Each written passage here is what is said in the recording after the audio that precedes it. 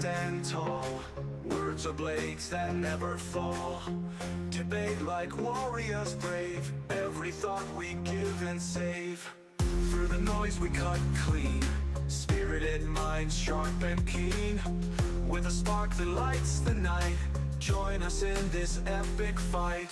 Welcome to the Spartan arena, where minds clash and thoughts gleam. In the heat of every word, truth and insight will be heard.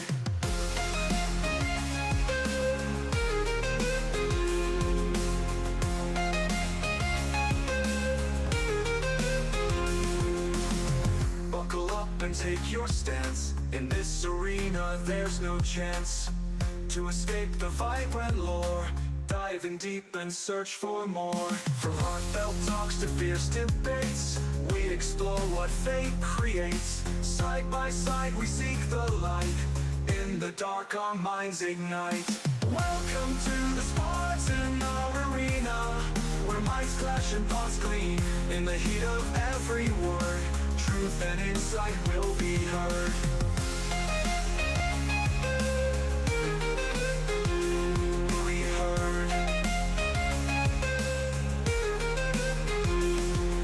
Heard.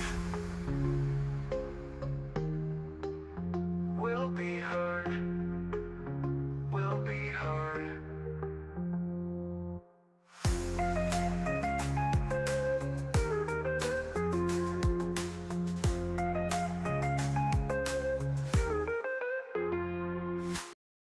In the ring we stand tall. Words of blades that never fall. Debate the warriors brave. Every thought we give and save.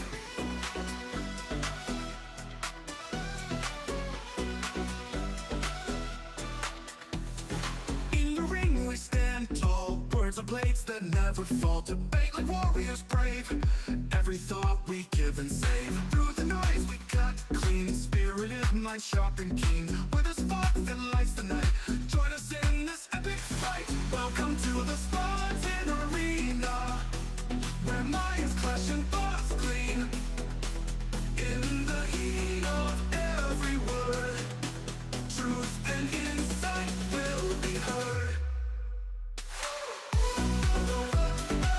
Buckle up and take your stance. In this arena, there's no chance to escape the fight by law. Dive in deep and search for more. From heartfelt talks to fierce debates, we explore what fate creates. Side by side we seek the light. In the dark our minds ignite. Welcome talks to fierce debates, we explore what fate creates. Side by side we seek the light. In the dark our minds ignite. Welcome to the Spartan arena, where minds clash and thoughts clean. In the heat of every word, truth and insight will be heard. Buckle up and take your stance. In this arena, there's no chance to escape the fight by law. Dive in deep and search for more.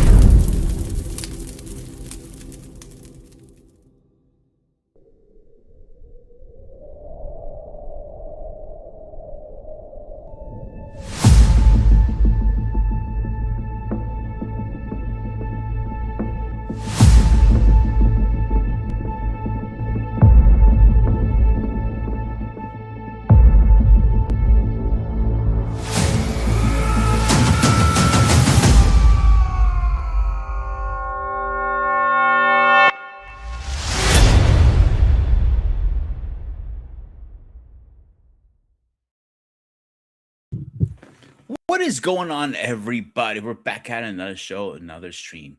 Of course, you know where you're at. You're at Spartan SU Network. I'm your host, the Spartan, aka Peter. How is everybody doing tonight?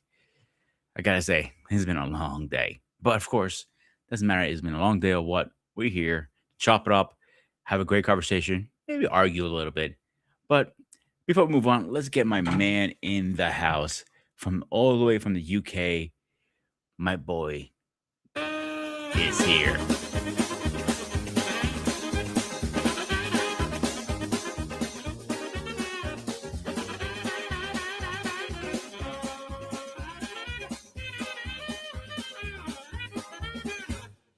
What is going on, Greg?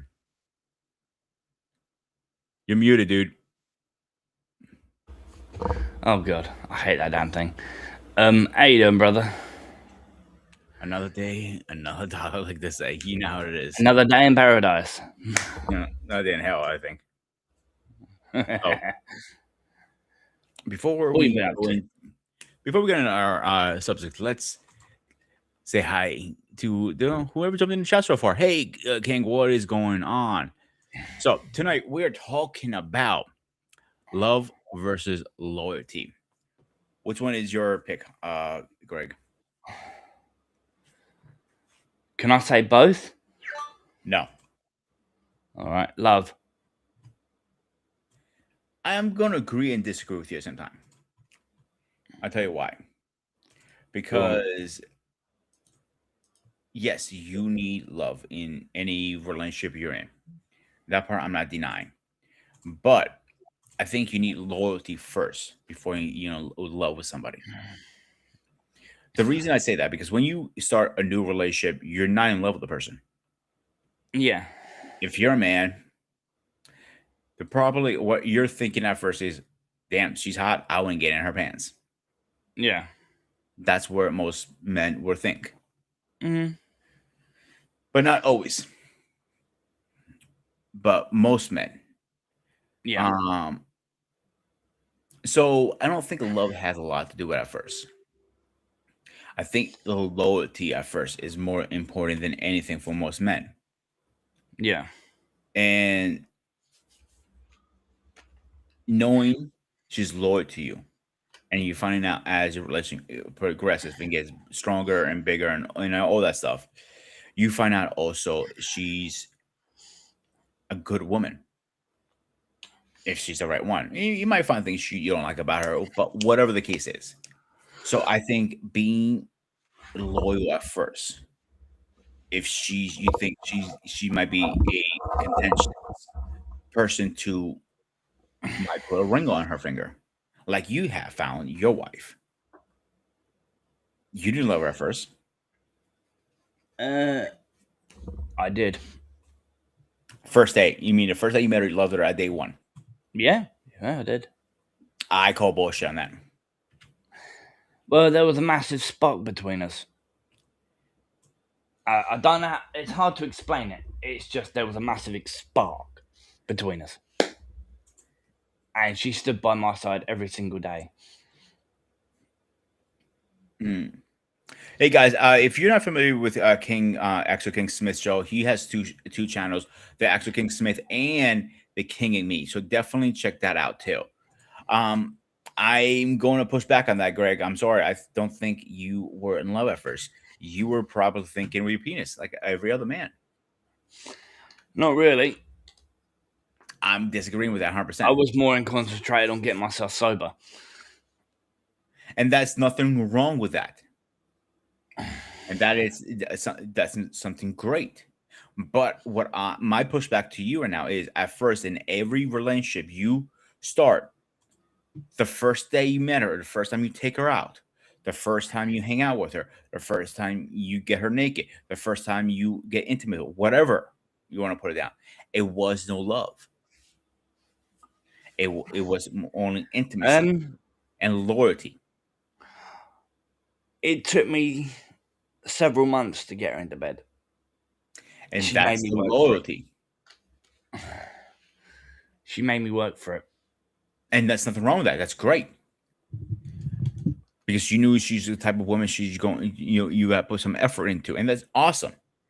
But my pushback, again, I don't think you wouldn't love her at first time, the first day. To be honest, I kind of remember. I really can't remember back then. All I know is that she saved my life. That's all that matters to me. And that's awesome. I'm not disagreeing with that one bit. I think that's awesome. But what I am pushing back to you right now is the first, like you said, you were in love with her day one. I don't believe in love at first sight. Yeah. I believe love happens over time. It takes time to build. Okay. It takes time to get there. Because let's use it. I'm going to twist this around a little bit on you, okay? Let's say you're your wife, all right? As much up, hang on, let's get this guy in here first. Of course, we got to get his theme song. He loves this part. Oh God.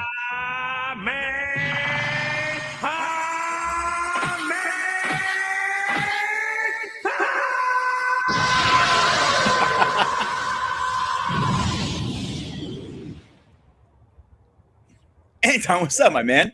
What's going on, Peter? What's good, Craig? You got What's going on? What's going on, Hercules? Not much. Sorry, no. What is it? Black Hercules. Wow. Yo. Wrong character. You mean Black Goku? Yeah, I never listened to that crap. I never watched Dragon. whatever crap it is. Yeah, Never watched it. Didn't like it. Didn't like the show. Thought it was crap. You have no Same idea. with Pokemon. All right, Anton. So the question is tonight is love over loyalty, and where me and Greg are having a conversation right now is he believes he fell in love at first sight. He saw his wife. Mm. I disagree with that. I don't believe in love at first sight. I think love builds over time, but loyalty it comes first because she's loyal from day one. Doesn't cheat on you. Doesn't do things that you don't like, and all that stuff. So, and that's. Speaking of the devil, who walked in the house? Housewife is in the house. Not wife school. Yeah. So love builds over time. I think loyalty is from day one, not love. Yes, you can fall in love with somebody over time. What's your take in this? Oh wow, yes, it's someone. I'm my situation. It could go either way because when my wife and I first met and we were talking, everything was like, all right, cool. But the fact that we had that simple conversation till the sun came up in my car, and when she went inside, I didn't find out till the day we were getting married. She knew I was the one. She said she had found the person she was going to spend the rest of her life with. Like she knew right there. For some reason, women always know. I don't know how, but Difference with women versus us. We're talking about the men's side for men here. Okay. And if I have any women who that want to join the chats, please let me know. I will drop. Actually, I'm going to drop the link tonight. I'm going to make an exception. I don't usually drop the link on a Sparta Arena, but I will tonight. So here's the link, guys. I'm going to post the rules right about now. So there's a couple of rules here for you guys. Please be respectful. We don't want any racist language, sexist, anything like that. It's on the screen. Read it. If you do decide to join, the rules are very simple. Please, no smoking, no eating. Dress appropriately. Camera must be on. Mic might be on. And the link is in the chats. Go ahead, Anton. I apologize for cutting you off. Nah, you're good. You're good. I just think what it is that for some people, it's like some people are always going to value love over loyalty. Some people are going to value loyalty over love. I mean, it's always. My wife just asked, "How come it has to be mutually exclusive?" My wife just asked that question. How the feeling? Oh my god! And you already have someone that likes what you had to say, sweetheart. She likes what you had to say. Jump on this. She's more welcome to. I told her. You come on. I personally think my wife was an angel at the start. Now I turned her into the devil, to be honest with you. Really? I turned her into the devil. Let's backtrack. Greg, I'm going to twist the story around for you. I'm going to ask you a very simple question.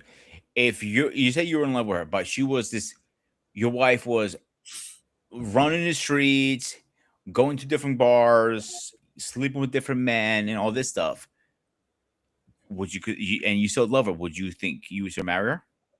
No. Why? Because I couldn't trust her. Because there's no loyalty, right? Mm-hmm. You see where this is going? Yeah. This is why I say loyalty must come first. And You I know what? think when Paul jumps on, he's gonna agree on this one with me for once. Yeah. And it's word for once. But my point is trying to get to is all you guys Hold is on. Didn't he agree with you 3 or 4 times before? shut up. Nobody asked you. Yeah.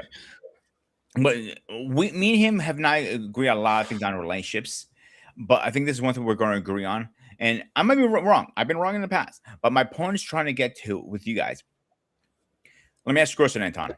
Okay. Your wife knew she was going to marry you, but did you know you're going to marry her when you met her? That day you guys talked for 6-7 hours in the car. Honestly, no, I didn't really give it any thought. It just, But did you think after that conversation she was loyal at least to you? yeah, she gave me a chance. Bingo. And how long were you guys dating before you guys tied the knot? Oh, Before you gave your testicles up? oh wow. About 4 years, about 3-4 years. 4 years. So let's say 4 years for argument's sake. I don't say 3 or 4. Let's say 4 for a hard number. How long did it take you when you realized one day, you're like, damn, I really love this woman? Oh wow. I can honestly say it dawned on me when she was at my apartment, she was cooking, and something just said, I don't know where it came from, but something just said, yeah, I think it's time to make this official. And I want to do something real, something extravagant on New Year's. And I didn't. I just basically, we were talking, and then she turned around, she saw me. I'm on one knee with the ring, and she was just in shock, like, wait a minute, is that what I think it is? I was like, yeah. And I was already out of the army too, so that made it a lot easier. Of Like, course, I know everybody that I talk to who's military. You have two type of people in the military that got married that works or are divorced. There's no middle ground. that's true. That is There are only a couple of fields in the world that I can comfortably say, at least in the States. I'm not sure about UK and anything over there, but I can say in the States that I'm older here, so there's a difference too. And military, police officers, firefighters, chefs, truck drivers. Those are the 5 off my head. I can think that there are a high rate of divorce is very high. yeah. So you Definitely military. Military, I can say it's about 75 to 80%. I thought it was close to 90. Well, I'm being friendly, about 75 to 80. And in other cases, it's worse. In other aspects within the military, it's definitely worse. I know guys, I mean, CQ could probably tell you as well. We know guys that have been through this at least 3 or 4 times. Yeah, I know what are our good friends of the channel, Angry Elf. He told me straight up, he got lucky with his wife because his wife is an army brat. So she knew the life. Yeah, that's good. That's Yeah. very good because one of my buddies I went to high school with, he's still in. Him and his wife have been married for, how long has Jamie been married for? Him and Lisa. They've been married for at least well over close to, I think, 24, 25 years. And he has, yeah, he has a little bit more. I think he has close to 30 years in the army as well. And they've been married for at least 25 of them. And I give her credit. I asked her how. She's like, it's a combination of trust, faith, and she knew what she was getting into when they were getting married. And the one thing that also helped her was she spoke to other military spouses. And that's the one thing that a lot of people don't realize. You're not the only individual that's dealing with these challenges and the hardships. You have other spouses that are going through that as well. So you lean on each other when it comes to making sure the kids are going to school, other sporting events, concerts, so on and so forth. A lot of the wives and a few of the husbands are all leaning on working together, leaning on each other to help each other out while their spouses are downrange. That's not easy. It's not. And you know, I shout out to them because when I went in, I was single, and some of the couples that I've met, some of the people were real cool and everything else. Some of them are still together. Unfortunately, a good number of them, because of some challenges or what have you, or maybe some underlying factors, they went to separate ways. So, a couple years back, I was at a bar. I was having a few drinks, and I ended up bumping some old colleagues of mine. And when we were working together years ago, she just got knocked up, and she was before she got married to her current husband. Okay. And me and her started talking and bullshit. And I know all the guys, so we thought in respect. We're just bullshitting. We're just having a cigarette or whatever. And me and her started talking about this exact same thing we're talking about, the military. And she told me I couldn't do it, Pete. If my man was in the military, I would not be married to him. I will have the kid, and I'll probably split. She's Mm. honest about it, but she couldn't deal with the life because my husband's gone, you know, or was it 6 months, 6 months, 7 months tours usually, right? Yeah, usually about 6 months. Usually anywhere as little as 6 to maybe 12 to 18, give or take. I hear some rare cases Or is it could be up to like 2 years sometimes. yeah, Some even rare, really rare cases 3 years. that is Like true. I have never heard anything over 3 years. It's Could rare, be. it's rare, but most of the time it's anywhere between 6 months to maybe 18, no more than 24. Mhm. But anything over 24, unheard of. But the only ones that are always out are all those special ops guys. And that's and that's different level right there. A lot of those guys, a lot of the Rangers and the Green Berets and the SEALs and the PJs and the Raiders, a lot of those guys, Mhm. it's very tough because they're always training and they can get a call at a moment's notice. And you don't know how long they'll be gone for. I actually have a friend I went to basic training with. I'm not gonna mention her name. She met her ex-husband when she got sent to Fort Bragg. He was involved in other stuff, if you know what I mean. They got married right around the time she finished up. They got married, 2 kids. They eventually got divorced, and she thought about moving back to where she was living, her home state. But she already was in the process of establishing a life in North Carolina, so she stayed. That way, it was easier for him to see the kids.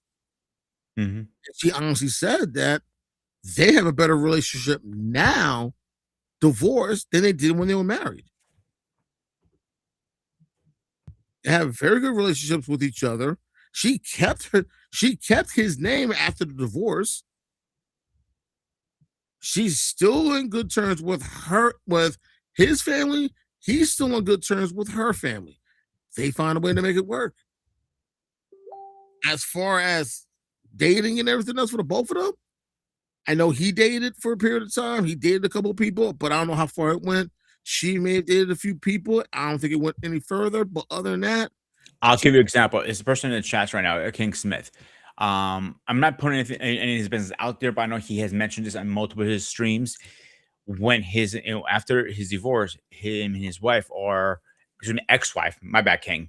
Him and his ex-wife are better off as divorcees. You want to come? I'm not saying they're best friends because I don't know the relationship like that. I'm right, not gonna sit there and tell you like, yo, those two are homies now. They're like right, having right. I guess, they're at least, from my understanding, and Kings, if you're still in the chats, please correct me if I'm wrong.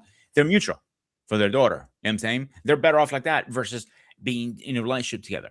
So, and that is the case. And that goes back to the thing why I want to bring the military into this conversation for a minute. And I want you to take the reins for a few minutes, all right, and break this down for everybody. okay, Is why most women are not loyal in the military. In your own opinion, of course, everybody has their own opinion because I hear a lot of this. A lot of people are gone for 6 months, 7 months. I had a buddy of mine, actually, two buddies of mine, maybe three. okay, One of them, I do remember the story very well. He was doing his thing. He gets a video in the mail. Guess what video was that? Of her doing her thing. With her neighbor. And guess what? And he was rocking back and forth, crying his eyes out. The poor guy. Guys, I've heard His those. rifle was under here the whole time. Wow. He never did it because of his religious beliefs. Right. Because if you're a Christian, most Christians of religion, and please correct me if anybody wrong, most Christians believes if you take your own life, you go to hell. You go right to hell and not to heaven. And that's Exactly. that's I remember. worse sin. Yeah. You stay in purgatory. Whatever you want to call it. Purgatory or limbo, something like that. It's called. Purgatory is basically like limbo. Purgatory is kind of like Midtown. You're in that space. You're not in heaven, but you're not in hell. Yeah. Some religion believe that's like the ghost stage. I call it. No, But whatever you want to call it, it's not about religion. It's explain with your own words for a few minutes because I got check on mom really fast. That's why I asked you if you can take over a few minutes. Sure, Take no over a problem. few minutes so I can check on mom really fast. Okay. In your own words, why do you think your career, because you were in it, how long were you in it? 11 years. 11 years. That's more than most people. You know what I'm saying? Right.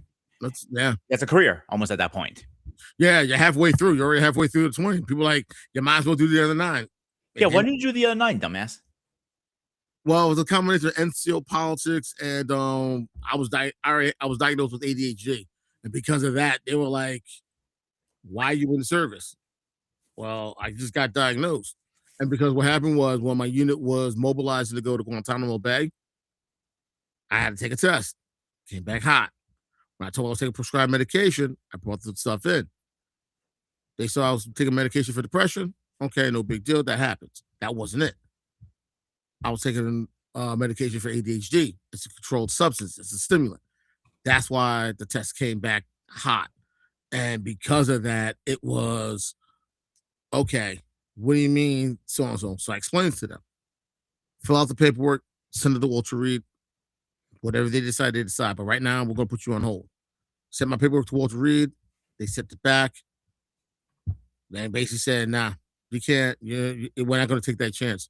So I was blocked from new subscriber. I was blocked from reenlisting, but they let me finish my time out, and I got an honorable. So I got an honorable discharge. At least you went through that, bro. I really am sorry. But let's see, take the reins for a minute and see. You know, what do you think? What was the biggest downfall in the military? People are not loyal. Even they say they're in love. This is where I don't understand. You say, pretend my future wife right here. Here, Ernie. And she's not loyal because I'm with my line of work. How can you say you love somebody who's not loyal? That's true. I do see. I will give you the range for a minute. All right. All right. I can tell you this from experience from my time in, and luckily I was single, and some people I know that were in who they get divorced. It's the challenges and the difficulties of being away for a period of time. You know, when they go 45 days to the range, okay, to the field, that's understandable. They spend a couple of days, they have to go to school. That's understandable. They expect that. But when it comes to, okay, you got called to do your job and it requires you to be gone for an extended period of time, it's very difficult. It's challenging. It's not just about if you have kids trying to do everything by yourself and you have maybe your family members or your spouse's family members helping you out and the other spouses, excuse me, who are also dealing with those challenges. Sometimes it's the loneliness. It's definitely the loneliness. It's the sense of that person is not there for a significant amount of time. And unfortunately, I could say for one branch, and I know they're going to give me a hard time, the Navy, when they go on those 6-month cruises, you know, whether they're on an aircraft carrier or a frigate or a submarine or anything, and they're out in the waters for 6 months. So some people, it gets frustrating because that person that they love is not there. And it's not like they did anything wrong. It's not that they did anything stupid. It's not like they did anything illegal. They're doing their job. This is what they signed up for. And they're gone for at least 6 months out the year. And it's difficult. and it's challenging. And unfortunately for some people, they feel that gives them a quote unquote validated reason to have a little fun on the side because, well, my husband or my wife's away on a ship for 6 months. They're not going to. Hang on, guys. I am back. I'm dealing with something really fast, so I will be listening and talking. I just have to get the camera for a few minutes. Not a problem. Go ahead, Pete. Do what you got to do. Yeah, I know I'm on. I just have to finish this on my computer really fast for her. All right, no problem. Real fast. Don't ever give the technology to a 76-year-old woman who has no idea how to use any technology. You get thrown shit out your head. I've had that. I can relate to that. Trust me. All right. Okay, where you're at with this story, because I literally had to walk away for a minute. Okay, I was talking about, I used one branch in the military as an example, and that was the Navy. Well, you have sailors and even Marines. Oh, that's the worst one. For 6 months. They're stationed either in Norfolk or they're stationed out in San Diego. Now, your loved one, your spouse, they're out in the waters. They're gone for 6 months. So you have those moments of frustration, those frustrations of loneliness, and sometimes too. Yeah, and unfortunately that plays a role. And sometimes, let me ask you a question, Anton, because you are retired, I guess you want to call it. Yeah, retired. Let's get in here really fast before we move on. Okay. Ladies and gentlemen, please rise for our president.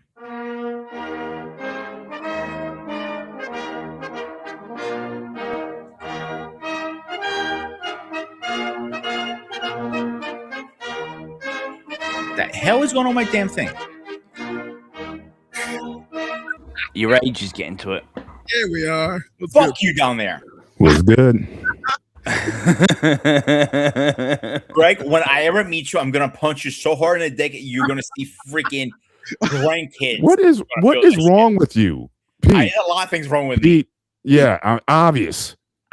Because who in their right mind says things like, "Look, punch him in the face, punch him in the ribs, in the gut." You're the only person in my life who has ever talked about punching someone in the lower anatomy. Bro, you never been in the There's something wrong with you, sir. There's something wrong with you, man. You got to I have never heard anybody. You know how many perverted jokes we have in the kitchen? I was literally talking to one of my bosses. I'm not gonna say name, not this current job, another job. And I was coughing. He goes like, "Yeah, I have that itch too from sucking to a stick." He goes, "I'm like, dude." and he was joking. His wife was next to him. Like, yeah, he probably does that on the side. Oh, shit. You've never been in the kitchen, have you? Well, I'm not taking that kind of heat. I said you can't take the heat out of the kitchen. That kind of heat. Hard. That kind of heat, I don't need in my life. So, Paul, really fast before we get back to Anton, I want to ask you one question. Which one do you pick, loyalty or love? Loyalty. We knew it. I called it. Try out. Before we move on, hey, shut down there. Before we move on. So here's my reason why I pick loyalty over love. And I want to see if you have a similar mentality or not. Is I personally believe you need loyalty before you fall in love with somebody. Making sure she's loyal to you through your relationship before you engage, in your engagement, then in your marriage. And at the point when you're engaged, of course, you're in love with her, obviously. That's my theory. Mm-hmm. I don't like that lip. I know he's going to disagree right now. Go ahead. You got the floor for a minute. Well, like I said, what's love got to do with it? I mean, you like I said, I don't think I was in love with my wife. Certainly, I don't think even at the time I got married, I don't think I was in love. I would say that. I think love kind of grew over time, and just from, like I said, the Asian Indians that I know, or those who've had arranged marriages, I can't say that love was necessarily there off the rip also. So again, this idea of love, I think, is a relatively novel concept. It's a romantic concept. It came up through the Romance period, Shakespeare, and all the romantic writings that came out of Western Europe.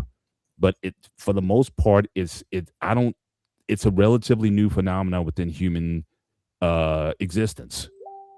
And I'm not saying that that kind of eros, erotic love does not exist. Obviously, it does. But I think that it's been moved up in the order of things above everything else, above loyalty, above respect, above duty, above honor.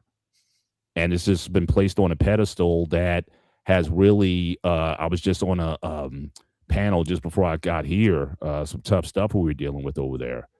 But, it's that very thing. I think that's the issue. A lot of brothers are getting emotionally damaged because you're putting so much on the love part or your feelings or what have you, and you haven't developed the mental muscle to be able to really process a lot of that. And at the end of the day, again, love ebbs and flows. There are days when I don't feel like I'm in love with my wife.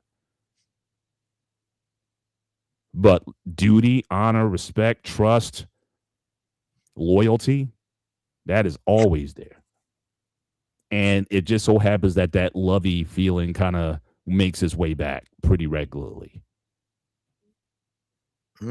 So I don't, I think that really love is overrated. At least the way we're talking about it, or the way I'm assuming that you guys are defining it. Now, if you want to go into Bible talks about agape love or filio love or those type of, I think there's like 6 different types of love that are defined in the Bible or something like that. Unless you're talking about those types, unconditional love, brotherly love, or family, there's familial love. I mean, unless you're talking about those. And as a man, love doesn't move it. I mean, I think even in the scriptures, I don't want to get too Bible-y tonight, but Paul talks about husbands, love your wives, but wives, respect your husbands. I think we run on a different fuel. It's not to say that love isn't important, but it's like anything else. You have diesel fuel and you have regular gasoline and other types of fuel. You got ethanol. That a lot of them have the same ingredients, but it's in proportion. It's a mix, and what runs on that particular type of fuel. So I think generally for most men, we run on respect. Without respect, your love doesn't matter. And I would assume for a lot of women, without love, respect doesn't matter. Respect, we're just kind of roommates or siblings or something like that. Oh wow, that's heavy. I never thought about it like that. So again, I think but loyalty, I think, can cover a whole lot of things that people when love gets off track, loyalty kind of can help to reset some things. Yeah, me and my wife can have a fight, but I ain't going nowhere. we said how we got to in our 30th season. I ain't going nowhere. She'll say to me, I ain't going nowhere. Yeah, I'm pissed off at you. I ain't going nowhere. Yeah, I'm not talking to you for 2 weeks. I ain't going nowhere. I'm sleeping on the couch. I ain't going nowhere. I mean, everyone has their own dynamic and find a way to work through it. I remember when people talk about loyalty, it made me think about this one line I heard in a movie. If you ever remember the movie Striking Distance with Bruce Willis? No. Vaguely. Okay, Bruce Willis played a cop in Pittsburgh, and the same actor on Frasier played his dad. And he was a retired chief, and he was a retired senior up in the Pittsburgh Police. And one of the things he always told him was this: loyalty above all else, except honor. And honestly, when I first heard that, it stuck with me for a very long time. And how do you make that distinction? Honestly, when I first heard it, I was trying to figure. I was always trying to understand what he meant by that.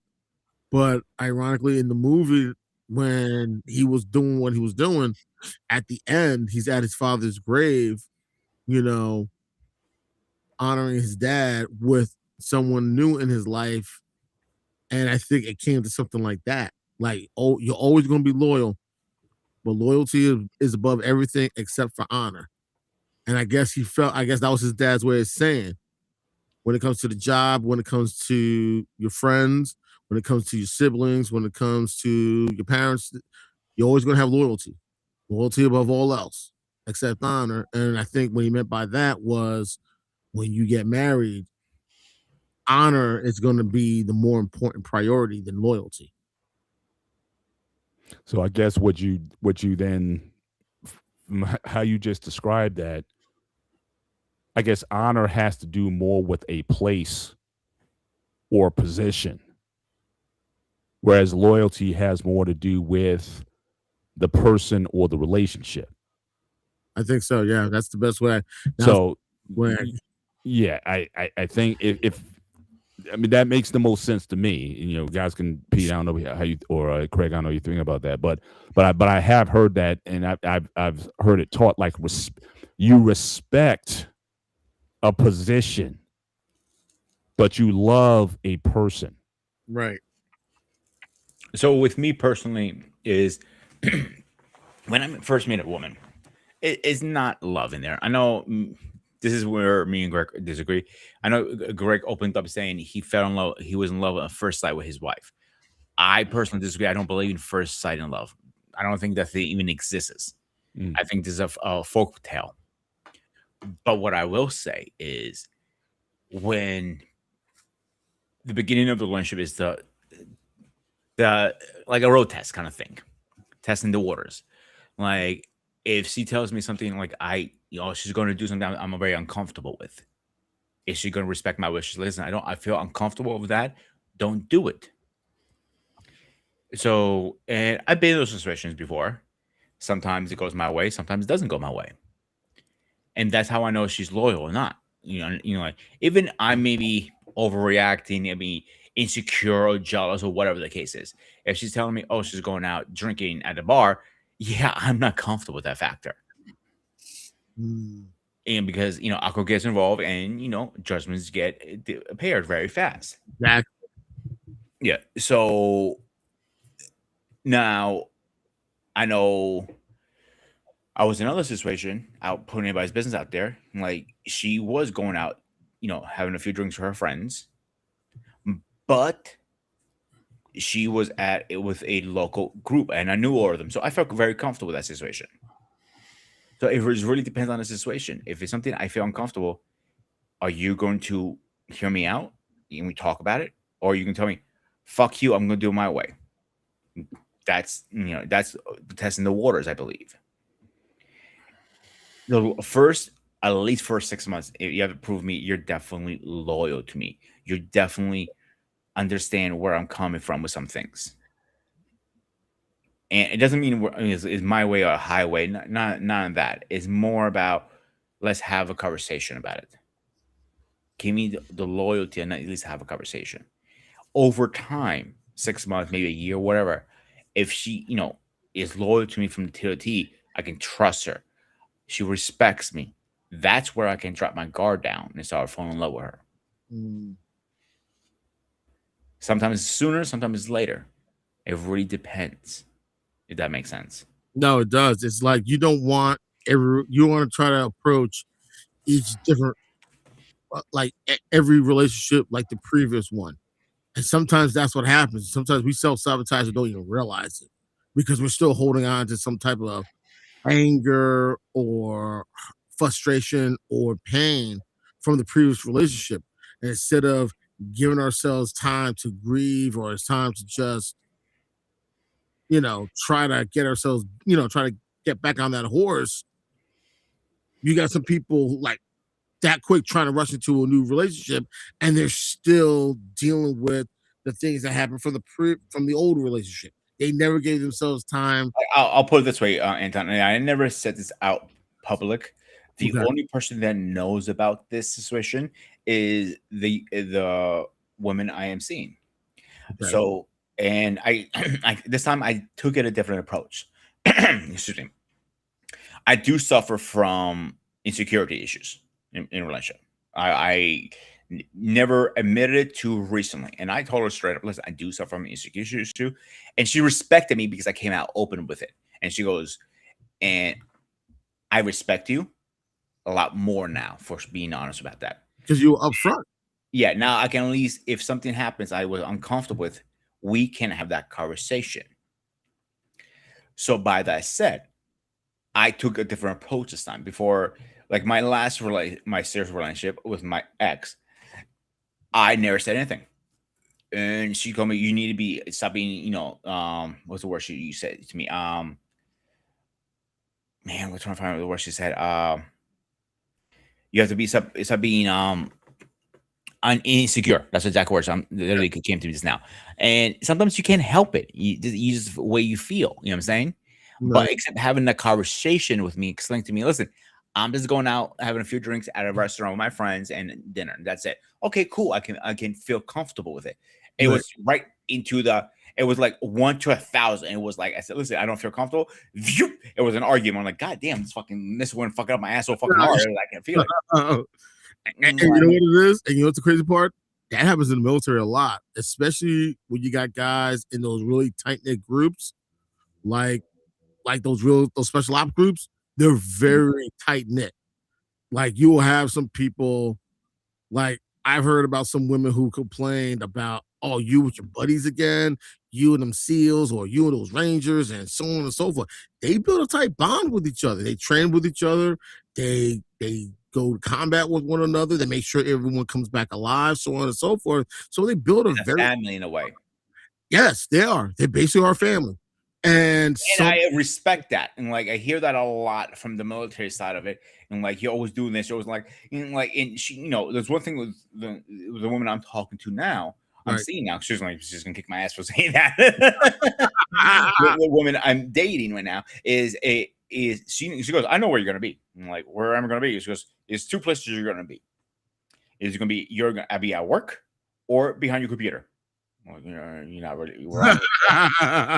Okay. Oh yeah. Or if I was there, where else it gonna be? You're watching TV and you're playing your PlayStation or watching a movie. I'm like, God damn, she's good. But my point is trying to get to, she knows I'm not that. She knows I'm loyal, and she gives me the same respect back. Right. Now, if this relationship is gonna work out, that's a whole different conversation between me and her. But my point is trying to get to is the loyalty comes first before anything else. Because, like you just said, and we just spoke to before Paul came on, how many people in the military are not loyal? Navy is the worst one, in my opinion.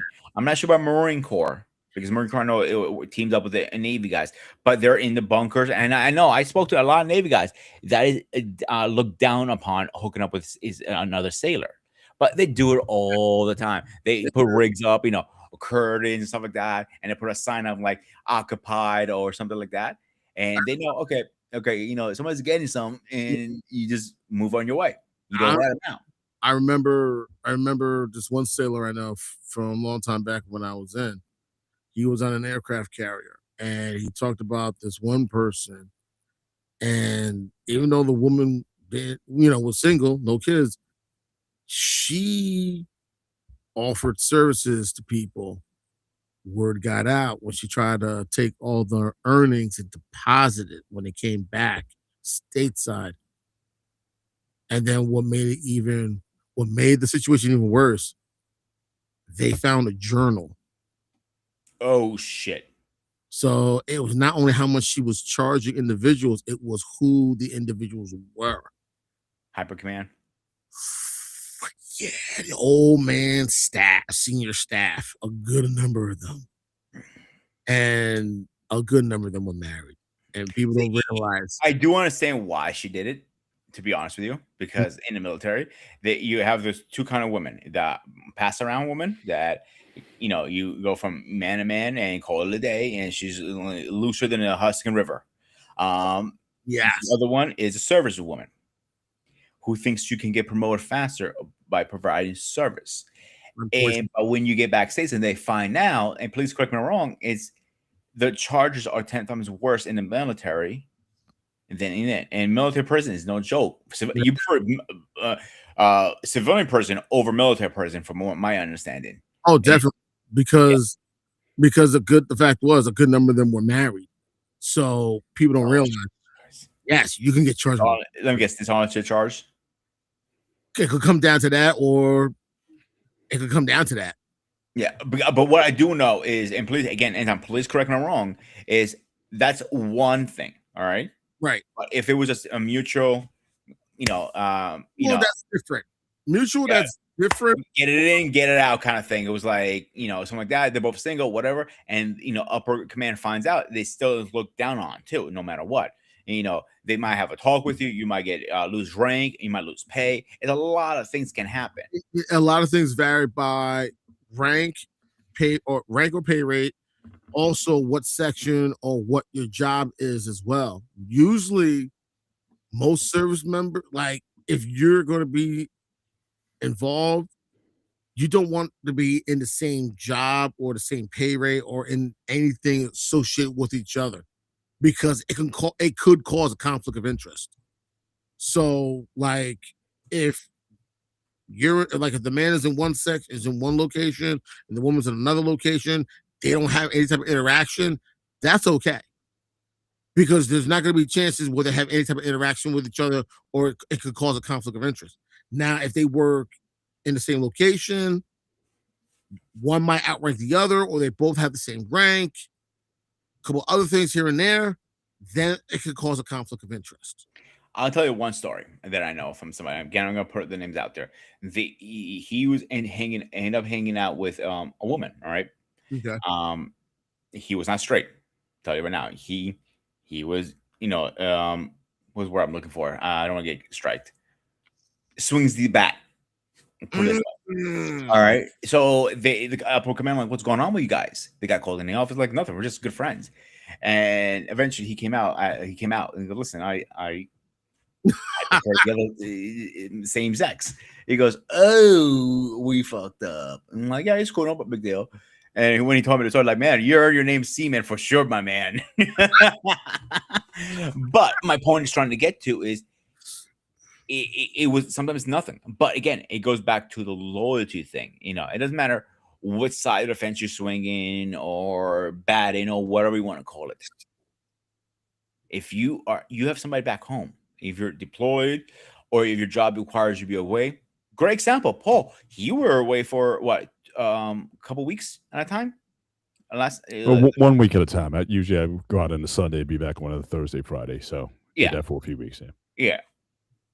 Great example. Yes, he's been married for a million years, so he's not going to do anything.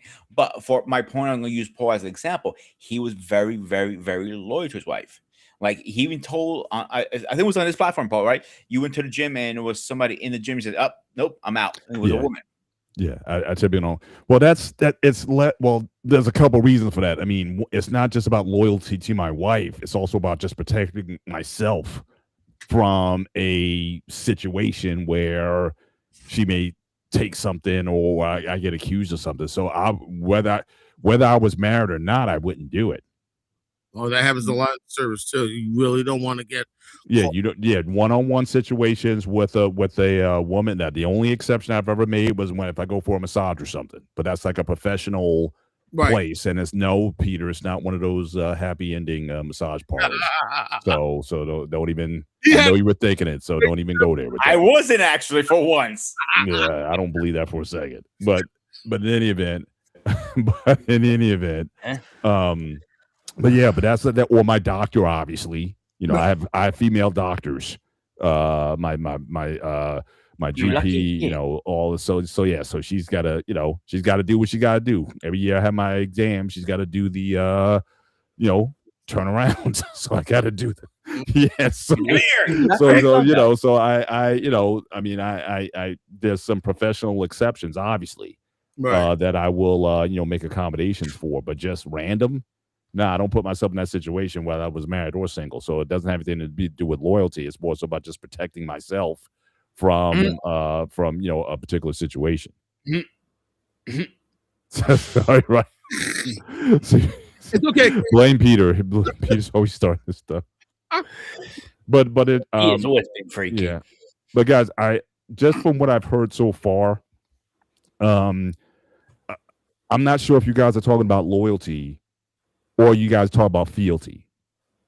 And I think that for a lot of people, when they talk about loyalty, it's not they want fealty. Loyalty is a mutual thing, right? It's got to go back and forth. It's like you give and I give. It's both of us investing in, and I think that takes time before you can get there. You know what I'm saying? I mean, I think loyalty is just like trust. That has to be built. Like I said, I may respect a position. So, like, using a military example, whoever the, sergeant, captain, commander, whatever the rank is, I have to give respect to that position. But if I want if you want loyalty, then I think there's something in the military that builds within men, and a lot of that's going to come through the personal relationships that you build, going through the grind with your brothers. Mm-hmm. That builds the loyalty.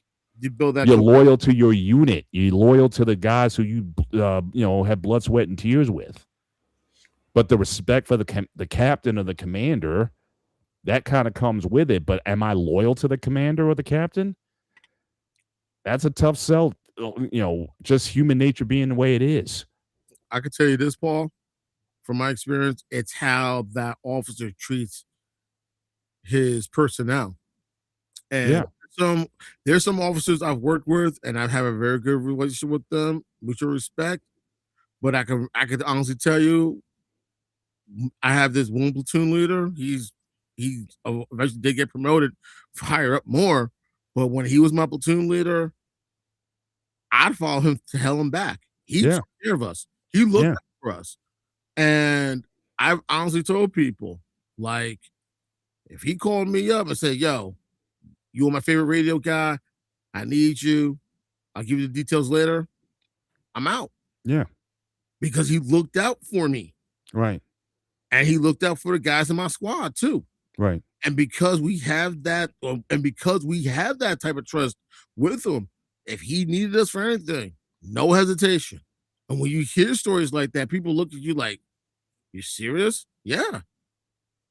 Because you build that cohesion with them through training and exercises and working together and so on and so forth. And even though I never had a chance, exactly, and even though I never had a chance to go down range with a lot of these guys, the fact that I already had a relationship with these guys and working with these guys and training with these guys, you build that trust with one another. Right. I just want to go back to the relationships, though, because I think, Pete, from what I'm hearing, and again, just from your description of your last relationship, honestly, I don't know if that you had enough time in. You're saying that you have an issue, you have trust issues, you have insecurities. So even with that, it's going to require a lot more time for you to trust someone like that. But again, you can't, like, it's almost like you're demanding it. But have you earned it yet? I don't demand it. One thing I would tell you for sure. I'm just saying, just from what you described, the situation you were in, she's going out, she's doing this or whatever, and you're saying, I don't think that's a good idea, and you just wanted her to just capitulate to your request. But the question I'm asking is, did you do the work, I guess, to build the rapport where she would trust you to say, hey, my man doesn't want me to do that or whatever. I trust him. I'm going to be loyal to him. But it's like, it seems like you were asking for fealty from these women. But again, that real trust and loyalty wasn't earned. So the first relationship with my ex, like I mentioned, I use her as an example a lot.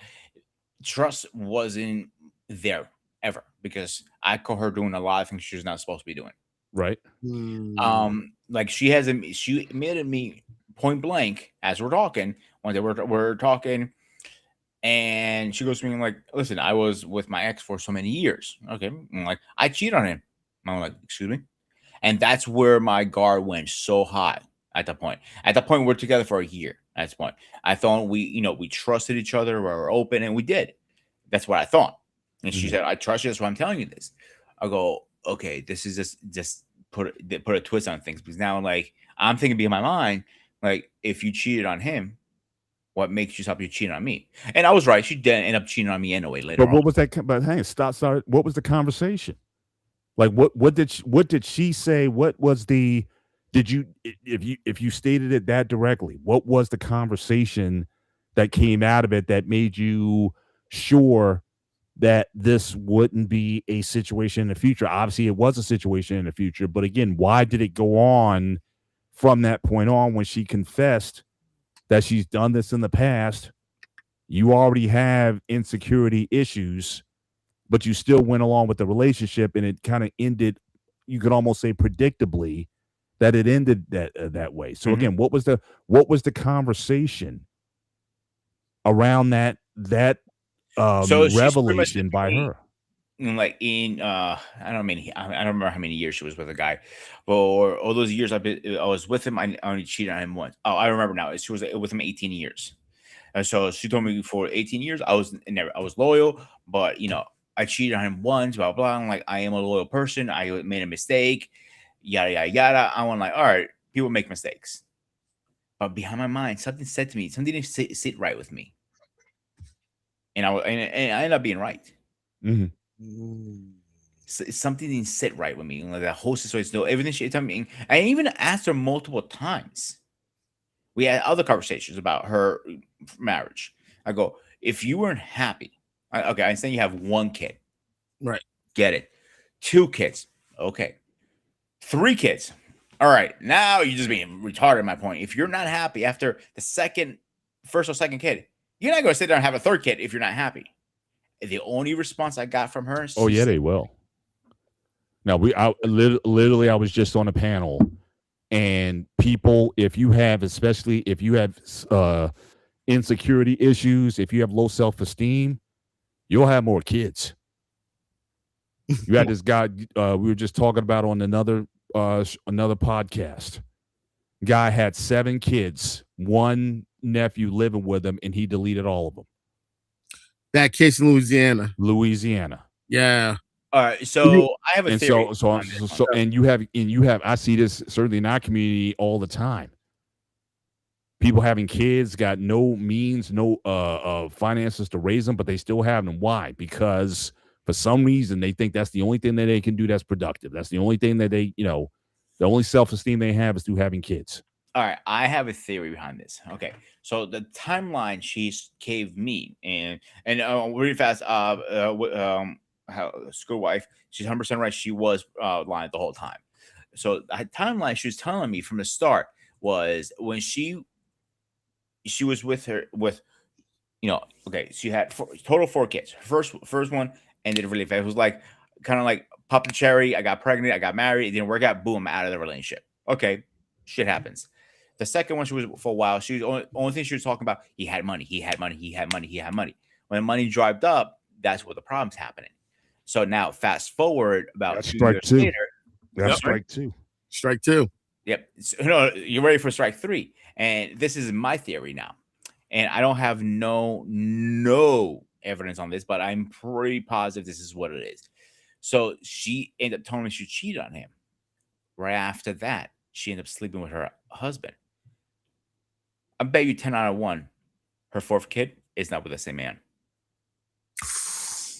Because I've seen pictures, I've seen everything. Her oldest son and her youngest don't look nothing like each other. Not Sometimes, even one. I'm sorry? and that sometimes happens because Bingo. that person is trying to figure out, well, I was happy in this situation, but I like this situation for whatever reason, and they'll just go back and forth. So Because she told me, I'll tell you right now, she told me, I'm like, she told me this exact words. I go out like, okay, you cheated on him. I'm like, how many times? It was several times. I'm like, God damn, I went to her. Several. Yeah. And she goes, why did you end up stopping this situation? And because like, oh, I was scared his wife was gonna find out and kick my ass. I'm like, okay. Then I told her, I don't understand why would you, if you were happy and you're cheating on you went back to your husband and go, I was stupid. But and then she broke the timeline down to me a little bit. Oh, I was with this guy for X, I was with him for point A to point B. I cheated on him from point A B, and literally, it was literally the timeline. You could not make this up. How she literally threw herself under the bus. I go, oh, oh, oh. I never really convinced her. Like, listen, I'm not gonna put the kid's name out there. Is this actually so and so's kid, or is it the other guy's?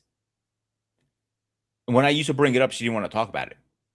She She knows. avoided She knows. And she it. knows. And that's what And how long were you with her after that? Another year.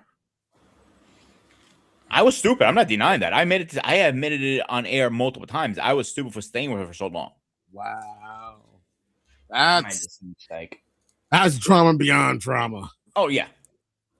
Not only she had drama, with that, she also had a huge drinking problem. Ooh. Yeah, and she didn't drink. She got violent. So I got my ass whooped multiple times. And You said when she did or did not drink, she got violent. did not drink. When she did not drink, she was violent. Yeah. Holy shit. She built a very strong dependency on alcohol. Yeah. So when she was, through the day was fine. At nighttime, she always had a drink. She would go through probably in the winter. She was a wine drinker, a bottle and a half a night. What? Yeah. So when she assaulted me and I called the cops on her ass, I admit it, I called the cops on her ass. She begged me right and left. I'm sorry, give me a second chance. She was almost on her knees. You know what I said? People make mistakes. Yeah, my mum's like that. My mum would Hang go on, through hang on. multiple bottles. So I gave her a second chance. I put a stimulation here. You need to stop drinking. For a while, she did. She was like, can I have a drink or two on a weekend? Like, okay, 1 or 2 is not going to hurt. 1 and 2 turned into 3 to 4 to 5. Then, she wasn't drinking during the week, but she would drink every weekend. And then slowly I see her going back to her old ways. And that's where I, at the point we just ended it at that point. Like, you're never going to learn. You're going to go back to your ways. If it was that bad, she needed 12 steps. Seriously. 12 steps. You need 50 steps. What are you talking about? She needed to be in that room and say, "Hi, my name is so and so, and I'm an alcoholic." So, two school wives comment here. Was I whipped? I wouldn't say I was whipped. I thought I was in love, and I'm saying, King, if he's in the chat, he would tell you. King got the worst of it because I needed to talk to somebody. The day she left, and my house was completely empty. I needed to talk to somebody. This is before going live, before everything. And I had the channel just started, and I just needed to talk. I couldn't get hold of CQ because obviously he has his own stuff going on. Everybody I called to talk to wasn't around. So I ended up calling. When I said I was in tears, and he even said to me, like, I never seen a man cry that hard over a woman. Because I fell for her really hard. But again, I had the doubt back in my head. So my heart was arguing. This was back here. I was going both were arguing with each other. And that is the worst feeling in the world. Yeah. And I would never want anybody to go through that. Does that make sense to anybody? Oh, totally understood. But go ahead, just say it, Paul. You said you were in love. Mm-hmm. I don't know if I can classify that as love. I mean, I think infatuation. Again, it could have been insecurity. Because it almost seems like, in a way, did you even love yourself at that time? So again, when people say these things, I mean, the guy in Louisiana, was he in love, or was he just so at rock bottom that he just kept on with the situation? I don't know. I'm not a psychiatrist, but oh yeah. So I'm just saying, but it's what you're describing. Because I was in love, I allowed a lot of things that I had seen, a lot of things that I had heard to fester and continue on. But I have a hard time calling that love, because true love is actually built with loyalty, with respect, with honor, and all those other things that kind of go with it. Like I said, this whole idea of being in love is a relatively new process, at least on the onset. Like I said, back in the day when people were doing arranged marriages or betrothals or whatever, love wasn't there. It was like I said, it's a communal marriage was a communal function. It had nothing to do necessarily with your feelings. It was about protecting the tribe, protecting the community, growing the community, advancing it, and you were just a contributor to that. But like I said, I'm not discounting love or any of the love types, but this in love thing has been put so much to the forefront that people, if they don't have it, they think they can't have anything. At least in Western culture, and I think it's damaging. It's like you have a meal, you put in the dessert first. When we were growing up, our parents like, no, you got to eat your meal, eat your vegetables, eat your meat, eat your whatever, and then you can have a little ice cream and cake at the end. But we put the cake up front, and it's not nutritious. And I think that's where too many people find themselves. And I'm actually proud in a sense, and actually relieved in a sense that you didn't lose your mind back then. Because a lot of guys be tore up over having to go through and deal with all that kind of stuff, especially since you gave her another chance and she still betrayed your the weak whatever trust that you had. She betrayed that, but again, you knew it was a possibility of that, and it came into fruition. Not to mention the DV that you So, had to go through and all those other things. so my theory was, Paul, this was one of my theories at the time. And I did see a therapist afterwards, to be very frank with you guys. That's good. So, yeah, so I'll go with the therapist said too in a minute. So I thought, hey, my insecurity is kicking in. She's probably very loyal. I'm just overthinking this. All right. And it's something that always didn't sit right with me. You know, when you have that sixth sense, seeing something that's Yeah. not sitting right, that's what it was. So fast forward about 3 4 months after we broke up, because it takes a while to find a good therapist. And when I found my therapist, and we were talking the first or second sentence session, excuse me, and we were talking, and she was start asking a lot of questions, X, Y, Z. I don't remember exact questions to be honest with you. She goes to me, you were in love with her 100%. I can don't doubt it because the way you answer these questions, it proves to me you were from a therapist side of it.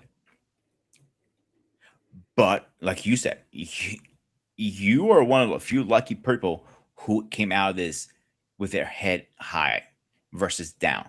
Most people will be destroyed. Mm-hmm.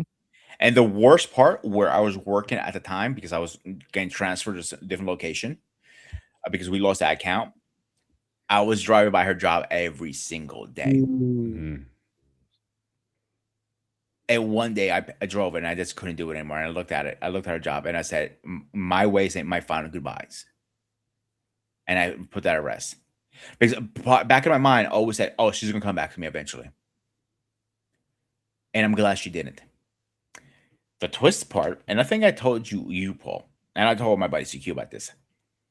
One day, about a year ago, Mhm. a little over a year ago, I get a phone call. Weird number. I don't recognize on my phone. Thinking maybe it's a mom's doctor, dad, something. Right. I answer it. She goes to me saying my Greek name perfectly. There's only a few people who can say my name perfectly in Greek or Wow. non-Greek. Hey, Parayotis. I'm like, who the fuck is this? I'm thinking to myself, who is this? I'm going like, wow, you don't recognize my voice? I go, no. It's your ex, Lizzie. And I'm like, what the hell? Wow. So she wanted to just clear the air. Oh, fine, I'll clear the air. The whole time she's blaming me like it's your fault, blah blah blah, whatever. I go, and towards the end she goes, I'm married, I'm happy. You should find someone like I laughed. So it was so funny. Like I knew you were cheating from the beginning. There's no in hell you were married, and I knew she was married. Literally a month after we were done. You were the other guy. Either way, was you were the other guy, and you just found out. You thinking that you're the main guy, only to find out you were the side piece. pretty much. Wow. Wow. And what probably made it harder, and I probably caught her sooner if I understood more Spanish at the time. Now I understand a little more than I did then. Right. I didn't understand enough back then. Okay. Now, if somebody's talking shit, I can understand it. I can not speak to them, but I'll look at them like, yeah, stop talking shit. And that's why I think loyalty comes first. If you're not loyal to me from the beginning, like the current woman I'm talking to, because I'm dating, she's gonna kick my ass for saying that. But the girl I'm dating, I know for a fact because she's been cheated on. And she knows the feeling, and it is the worst feeling in the world. Anybody who's been cheated on can say that. If you've never been cheated on, you don't know the pain of that. The three worst pains I ever dealt with in my life, and they're not in order. The recent one, obviously, you guys know, with Alexander passing away. Second is my grandmother, and third, finding out she cheated on me because I put a lot of effort in that relationship. The most I ever put in any relationship. I got her the best ring, everything, top of the line.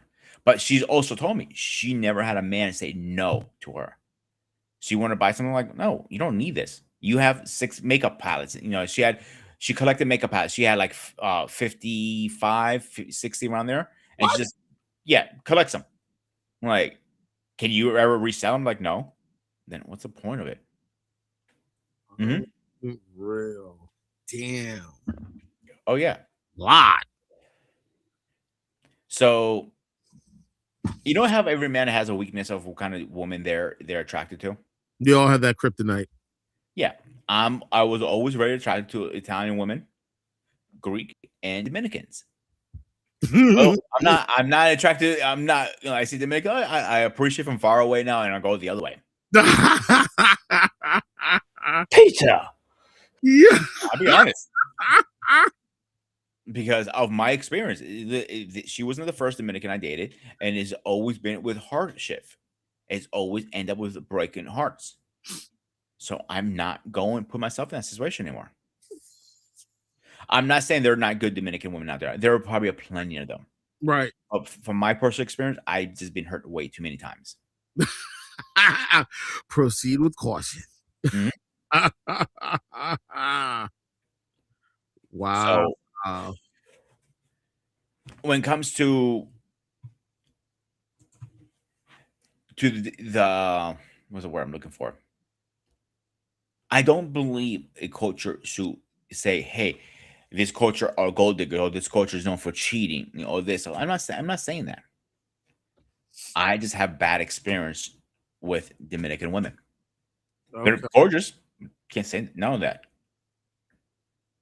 But I am very happy where I'm at right now. And I have not said that in a long time. The only thing and again, I appreciate you for sharing that. The only thing I have an issue with is when you said loyalty up front. I don't think there's such a thing. Like I said, loyalty is like trust that has to be built. You go out, you talk. Does the person, for example, show up on time? You guys set a time to get together. Do they show up on time, or are they always late? Or are they always postponing? You know, are they responsible with certain things? I mean, there's just things that I think you just look for in the dating process. Filling out process. But again, I can't expect loyalty up front.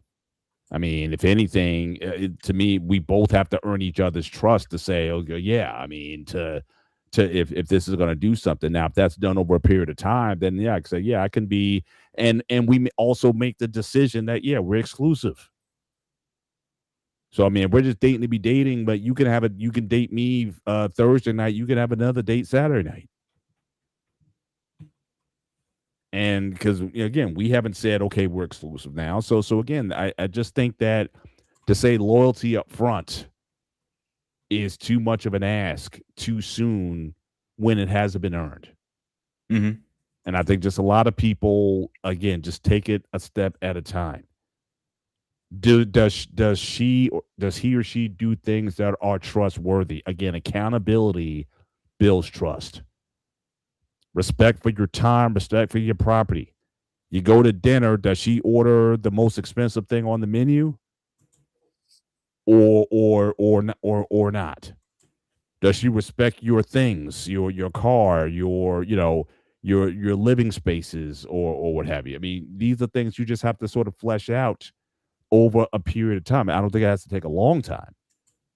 And again, for the communities, the other communities that I'm talking about where arranged situations go on, the loyalty may not necessarily be with you, but the loyalty may be to the communities that they come from. The examples that set there, the standards, the loyalty to their families, and that, if the father's going to send the daughter off to a husband or whatever, that she's going to be a good representation. Because in a lot of these communities, you don't want to send the wife home back to her family. That's like shame to the whole family. Exactly. So the village or the community oftentimes provides that loyalty. It may not be with you yet. Again, that has to be built. So that to me, that would be the only part of the argument that I would, even though I'm picking loyalty over love, I understand what it takes to build loyalty. And it's just constantly, consistently showing up, being good for your word, and time. I mean, those are the bricks, the building blocks of that said thing. But love, like I said, I can, unless you're talking about, again, that spiritual type of love, that sacrificial type of love. But even that doesn't come without relationship. So, you know, um, while I'm willing to lay down my life for my wife, in part it is out of respect because it goes with the job. Like I said, you respect an office. Husbandry is an office in my view. And part of that husbandry, yeah, I need to take a bullet for my wife. That just goes with the job. If you don't want to sign up for the job, then don't sign up for the job. But that goes with the job. Understand what goes on before you take on that job, and a lot of people don't do that. No, that's why. Yeah, that's why I think premarital counseling or whatever type of things to understand again what does it take to be a husband. I knew what my motivations were to want to be a husband was purely carnal, Right. 100% carnal. There was no there was no but I knew if I want the job though, I still had to carry out the responsibilities of the job. My motivation for the job is one thing, the responsibilities and obligations to the job is another. And I was willing to do the responsibilities of the job to get, the I guess the motivation for the job. I wasn't blind enough to say, "Oh, I'll just marry anybody just as long as I get some." No, that wasn't it either. Like I said, I had says I turned down, I was rejected, and I rejected a lot. Mm. Even though the pond far was raging inside me, but still I had to, I had to make sure because again, that pond far, when Spock deleted Kirk in that episode, he was like, I ain't got it no more. like the pond far was over, right? And so again, so I understood that as part of the process. So yeah, so to me, loyalty will definitely win out, but I think that I think if the loyalty is there, I think you'll get the love eventually. It's not so much a versus for me; it's more so it's about the priority. And I don't think love can be the priority. Now, again, I know a lot of people I know, especially a lot of ladies, you don't want to hear that. And I've seen a lot of ladies, again, a guy checks off all the boxes. Yep. But because of some feeling, some whatever. It's like, I don't know, or you just wreck something or you find something wrong and you sabotage your relationship out of some fear of something being, if it's too good, you have a problem with Too it. good to be true. Yeah. How's that possible? How's it? Yeah. Because it seems too good to be true. Like I remember one of the things I would always say, the problem with some, I'm not gonna say all women, some women, is they have unrealistic expectations. Yeah. And I remember mentioning one time what the problem with some of y'all is the only person that can meet these standards and expectations is the Son of God. And y'all still find a way to say he's not good enough. Yeah. So sometimes it's like you don't want to feel like you wasted time because Peter, trust me, like when you put in so much into something to make it work, to try to build, to grow, and it doesn't work, you feel like, damn, I failed. So I can definitely understand that feeling. Like you feel like I failed. What the and you're beating yourself up trying to figure out what the hell happened. What did I do wrong? Only and sometimes it's hard to realize like it wasn't me. It was the other person. And sometimes you have to take solace in that. And then it's like, okay, where do I go from here? That's why I say the problem with some people is they're ready to move forward, but they're not willing to end things at the same time. Mhm. And then you're always going to have some individuals going back and forth. You're always going to find some guys going back and forth between two women, and then find a way to get a third or a fourth woman in this mess, and they're trying to figure out what the hell is going on, and vice versa. If you're ready to move forward, make it official with the previous one. Because the last thing you want to do in a new relationship is bring baggage. And if that baggage involves a child, that makes it even worse. That makes it even more difficult. And I think that is one of the biggest issues and why we're having this type of a discussion because people don't know how to be upfront and open and honest. Yeah. And that's always been the worst thing. It's like they're afraid to put something out there because they're afraid what they might happen in return. What kind of feedback or what kind of energy is they going to get back from that person if they put something this type of energy out there. And at times it could be a bad thing, but at times it's a good thing too. And I think the problem is people are not willing to put the time and the effort to work, try to make things work. And I feel like some people, if it could be anything, oh, okay, we're getting divorced or we're done. That's it. But that's the best way I can describe to you, brother. Mhm. It's like you invest the time, you invest the work, you invest the effort, and then when things don't work out, you're like, what did I do wrong? I did this, I did that. And then you try and replay everything in your head, only to find out, okay, it's not my fault.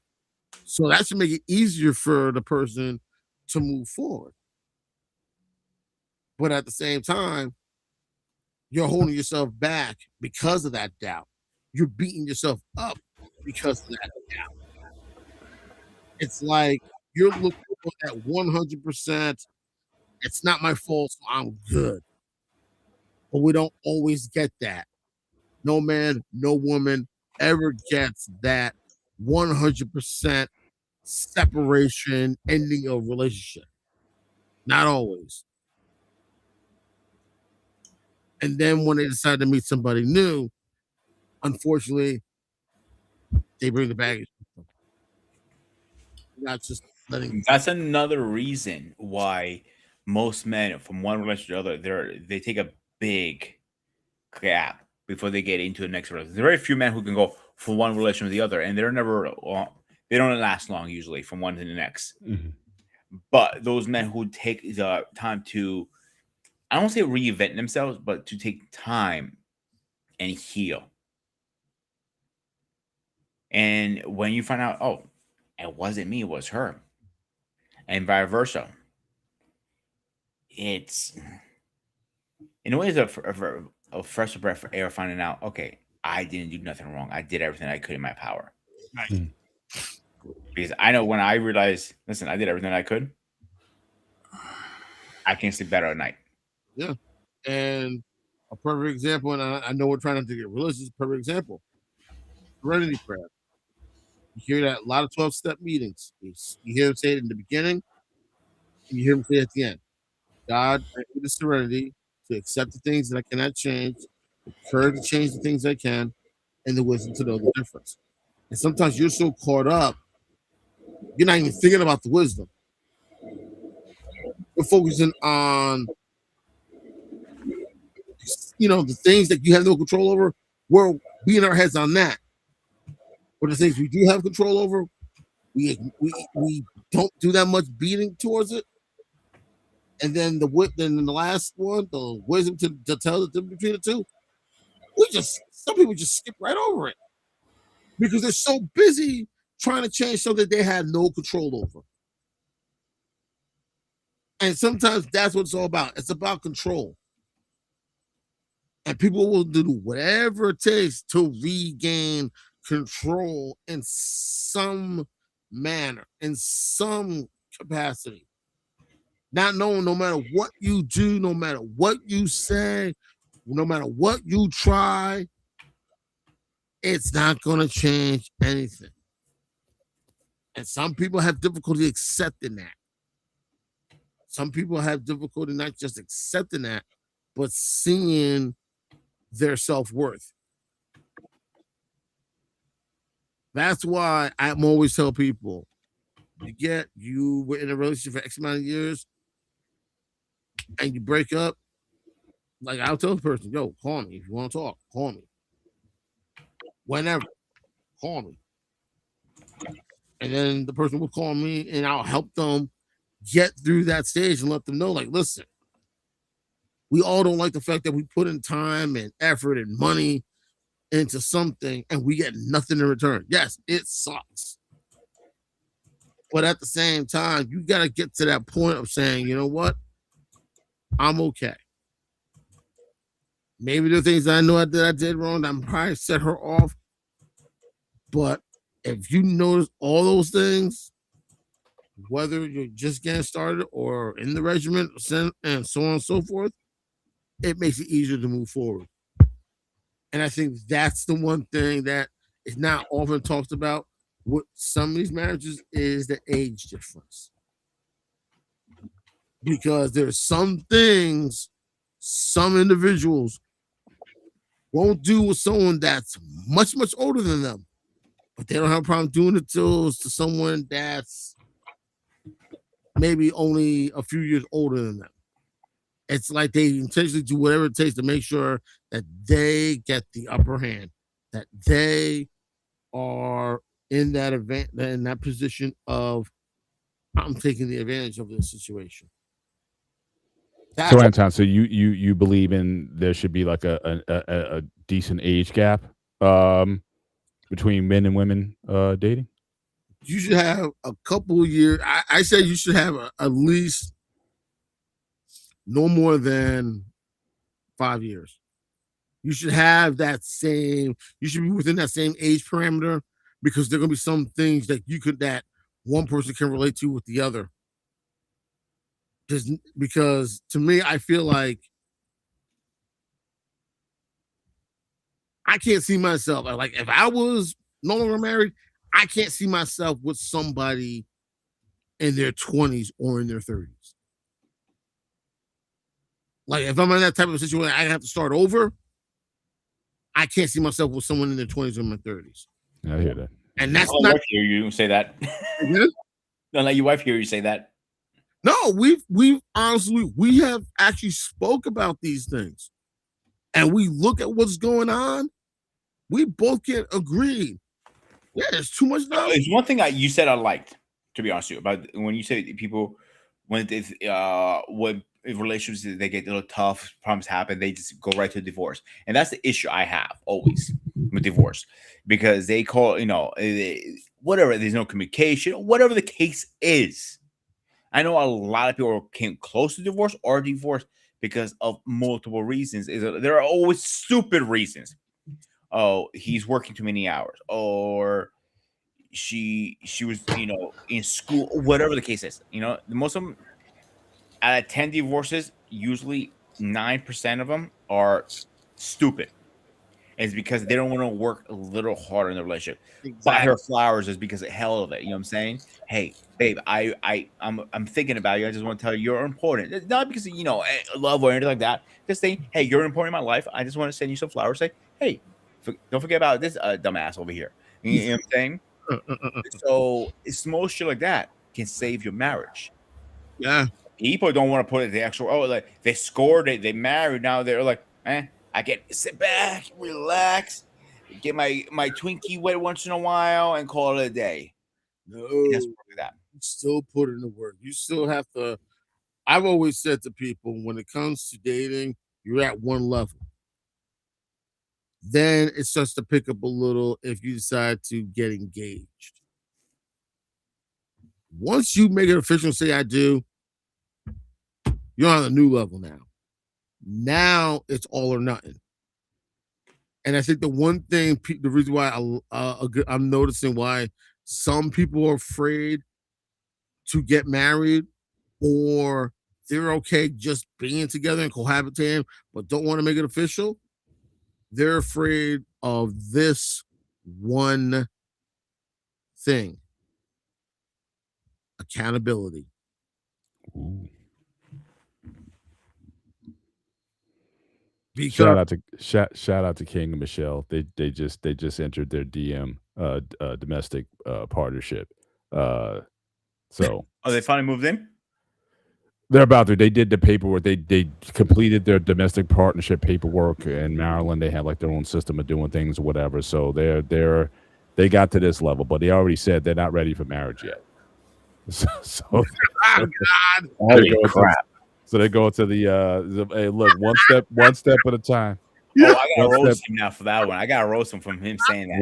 one step at a time. But yes, but they're official. But I'm just saying, he made said the difference. No, a reason Michelle, I'm gonna shout out roast to his the ass, guys that because I don't he know if has he's said listening, but on another channel, on another panel, we're pressed. I will never get married ever again. And him just saying that goes to what I said to him back then. Like, you may say you don't want to get married now, but once you meet the right one, and at the time there was very fresh with Michelle. Now fast forward later, I know he's in love with her. official. I can't doubt that. But like I said, is gonna be happening. Not now, not anytime we'll, soon, but we'll down the see. road, I can see it We'll happening. see. And then going back to what I was saying, accountability. No one wants to deal with accountability. I'm not doing my part. Who's the first person going to say something? My wife. My wife's not doing her part. Who's the first person going to say something? Me. We make sure that we continue on this road together, on this journey. Because what you're doing is you're working together. You're building, you're thriving, you're growing. You're helping make each other better. And that's the thing a lot of couples don't want to do. And it's not a lot. A whole lot of little has more value than one big thing. Yeah. And I'm one of those guys like, I'm much more, I appreciate mindfulness or thoughtfulness over like gesture. You know what I mean? Like I don't need the big presentation. I just need just consistently show up, consistently doing the things that I need you to do. But I don't need you just constantly, okay, yeah, I messed up, so I'm just going to do this big thing to kind of make up whatever it is. Just be consistent at, you know, at what I need you to be consistent in. I don't need a lot of, you know, fluff or whatever. I don't need love notes. I don't even need you to tell me that you love me every day. Because my love language is acts of service anyway. So again, just show up in the areas I need you to show up in. And more times than not, we're not going to have any issues. Because again, I think I'm relatively low maintenance, but I do appreciate mindfulness. Before you make a decision, understand, me, if I need something, like if you're going to do something, hey, I just want to check with you first, just make sure I'm about to do this. And 95% of the time, it's just like, yeah, go ahead. No problem. But the fact that you check with me first before you do like a major, and I'm not, I'm talking about, if you're going to spend over $500, yeah, I like to know about it. Just to let them know it's good. If I'm saying, oh, hold on, I need to take care of something first, whatever, can you hold off on that? I may do something like that. But again, it's just the idea of just understanding your mate and then acting accordingly. I mean, that's the thing. I mean, I think a major responsibility of a spouse is to know your mate, know what they like, know what they don't like. If you guys went on, remember Anton, the newlywed game? Oh yes. There should be a newlywed game. There should be a 5-year game. There should be a 10-year game. There should be a 30-year game.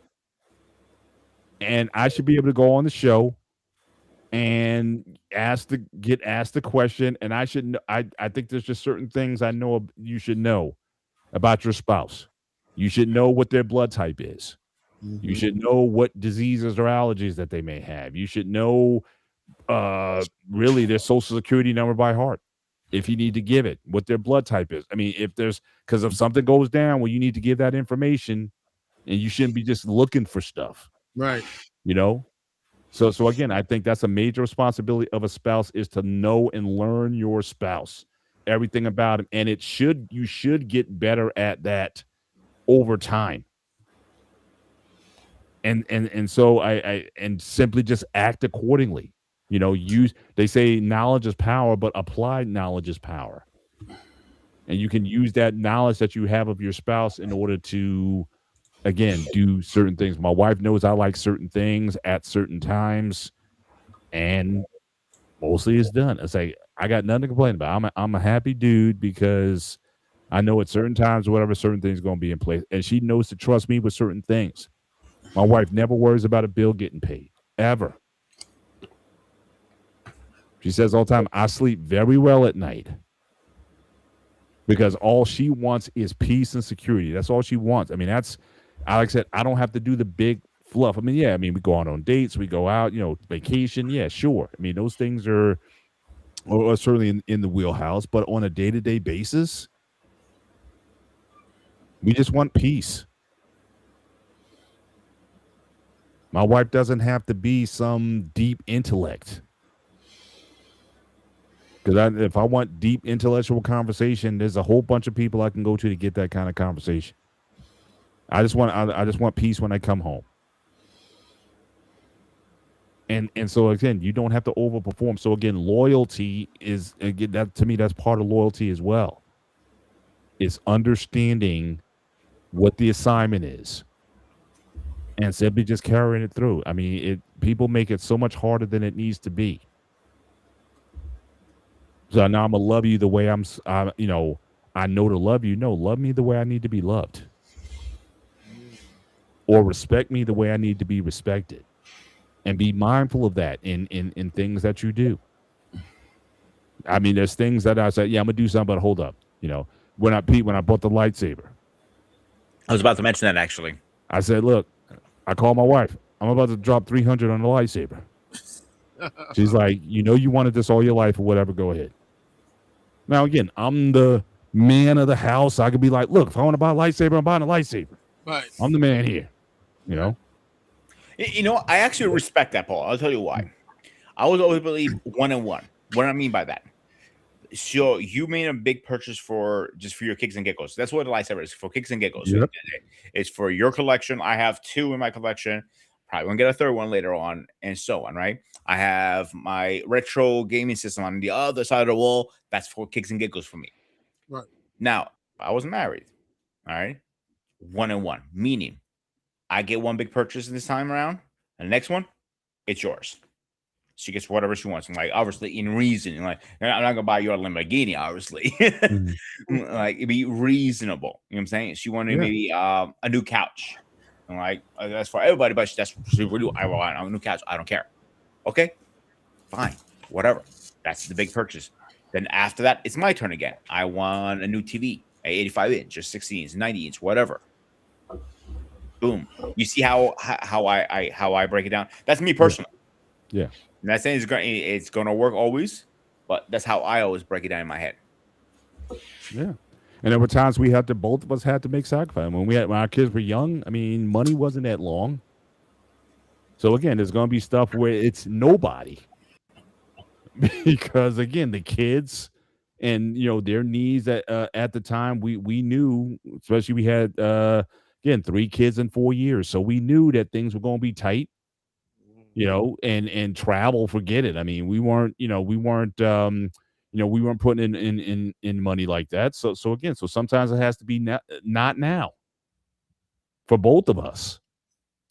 But now we're at a point now where look, our kids are paying us money. So it's like, you want to live in this house? I need a little stipend. I need a little Right. gratuity here, because if you guys want to move out and pay $2,000 a month for an apartment in this area, go ahead. But you can put a little something in the kitty just for a little safekeeping or whatever. So yeah, so we got a little extra going on here now. So like I said, life is pretty good. But again, both of you have to be again loyal. Now again, if we were in that situation where money was tight, but then I went and purchased that lightsaber, yeah, it might have been a problem, or at least an annoyance. If not a problem, definitely an annoyance, because like money's kind of tight or whatever, but you're spending on again frivolous things. So again, so these things have to be, discussed. They have to be, sort of talked about. And as far as that, I'm the head of the house, sort of deal or whatever. No, as the head of the house, I have to be responsible overall for the health and safety and well-being of the household. So no, so I'm not. So again, I got to be accountable to myself and the duties and responsibilities that I have. And there were, for many years, a lightsaber was not going to be a priority or even a luxury in that situation. Again, me being loyal, I'm putting the needs of my family first. I remember this couple that I used to go to my church. She got upset. The wife got upset because the husband was saying they had basically the same kind of family structure as mine. They had 3 kids, 3 daughters. Oh, we need a minivan. She's like, I don't want a minivan. I want a car. No, we need a minivan. But you can even see in the language, he's saying we need a minivan. She was saying, I want a car. That's not loyalty, because you're only thinking about yourself in that situation. The minivan is going to, yes, it's not sexy and all that kind of stuff, but it got the job done. And I missed it when my minivan ultimately died. I was like, man, if I could have got a couple more years out of it, but it tanked. So I had to get something else. But at the same time, we knew we were kind of growing out of the minivan era, which is why I didn't invest in another one. Well, for many years, the minivan served as far as human transport, it was the best for us and what we need to do: moving stuff, getting furniture, moving kids back and forth to the dorms in college. It was everything. Yeah, but again, I don't care. I don't care about my personal image. So I don't care about, look, yeah, he's driving a minivan. So yeah, you can drive your SUV or your Cadillac Escalade or whatever. I don't care. So again, so loyalty is about, again, what are you as an individual willing to give up for the benefit of the relationship, for something that's bigger than yourself? So again, like I said, I will take loyalty every single time. So that's kind of where I'm at. I know we're kind of late in the show. So, but I think we can start to definitely start to land this plane. Yeah, we can Uh, start hitting our final thoughts. So Anton, you want to go first? Anton, you awake? Anton, Anton, you there, bro? Oh, my man. Anton, wake up! You are out, dude. You were out, bro. Really? Don't make me pull a BMU on you and start clipping your ass. It's Paul's smooth voice that put him to sleep. You got some clippable material there. So I suggest Well- you be very nice to Peter. Well, the reason he was put to sleep is your smooth voice, Paul. The smooth vocals. You're on a quiet storm. 98.7 Kiss FM. Thank you, Linda Green with the Quiet Storm. Lenny Green with the quiet storm. Oh man. Go ahead, brother. Take us out, bro. Right. All right, let's get our final thoughts. Let me get you guys set up here. Oh, wrong one. All right, here we go. Anton, you're up first. Gotcha. All right, folks. If I was a little loud, I apologize. These last few weeks have been very tough. And everything else. Yeah, very fun. So this is a real great this was definitely a great show. And I'm glad we got a chance to talk about this because this is not really talked about as much. And if it is, it's usually from one perspective, never the other. At the same time, before we decided to finish up, the one part that I got to was accountability. And I feel like people are afraid to be held accountable. No one's saying you have to be perfect. But the beauty about the accountability is if you're straying off course, your spouse is the one person that can get you back on track, and vice versa. If you notice your spouse going off, sliding off the track, you gotta help them get back on course. People have to be willing to work together. People have to be willing to build and thrive and grow with one another and with each other. People think, oh, you got to this because it was simple. No. Filling out the paperwork and everything else was simple. Everything else, once you said I do, is the work you have to put in for. And people are afraid to do that. And I don't know if it's because of fear or anything else, but my thing is be willing to give it a chance. And that's all I got to say. Know some words we're thinking about. Thank you.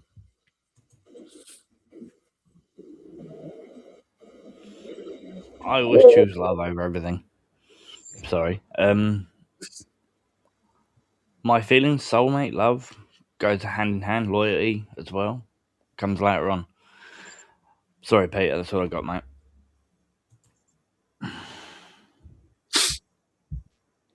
Yeah, I think love is the